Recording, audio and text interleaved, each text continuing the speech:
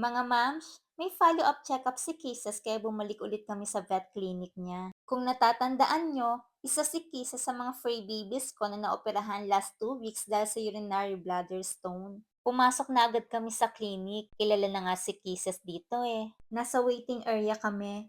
Habang nag-aantay kami ng doktor, marami akong nakausap na fur mommy. Pinapa-check up din ng mga fur babies nila. Yung isa may cancer, umiyak yung fur mom. Naawa ko at naalala ko si Kisses nung time na ooperahin din siya. Sana makasurvive din yung fur baby niya. Tinawag na nga kami dyan para kuhain yung timbang ulit ni Kisses. Then pumunta na kami sa room para antayin ng doktor.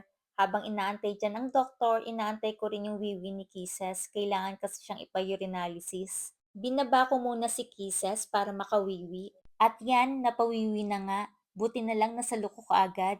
Very good sa atin, Kisses. Dumating na nga ang doktor. Ayan, tatanggalin na yung tahi niya. After lumabas yung result ng urinalysis niya, thanks God, okay naman lahat yung result. Okay, very good. There we go. Dito.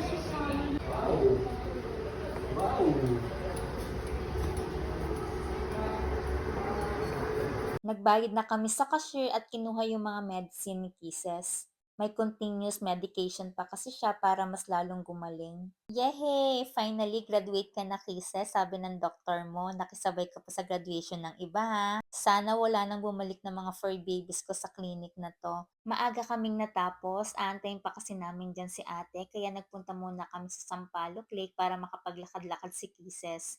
Eto kasi yung pinangako ko sa kanya before magpa-check up. Hindi ko naman inaasahan for confinement na pala siya. Kaya ayan, tinupad ni Mami. Na-miss ni Kisses mag-long walk. Ang saya-saya niya o tumitingin pa siya sa akin.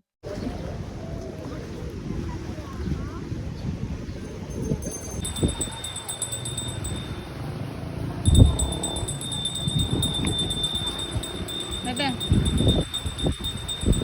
Ang lakas pa rin ng hangin, ang sarap ditong tumambay lalo na pagkasama yung family mo at mga fur babies mo. Maraming nagwo-walking at running dito, minsan dito rin ako nagwo-walking. Marami rin mga e-bike at motor na pwede mong rentahan. Meron din playground do, kung bata nga lang si Kisses, paglalaruin ko siya eh. Pumunta na kami sa school ni Ate Yumi, nagutom nga ako, kaya thanks God, pwede naman papasukin ng 7-Eleven si Kisses. Kaya bumili muna kami ng merienda habang inaantay si Ate Yumi. Tama, bebe, buntis yung cat. Ready.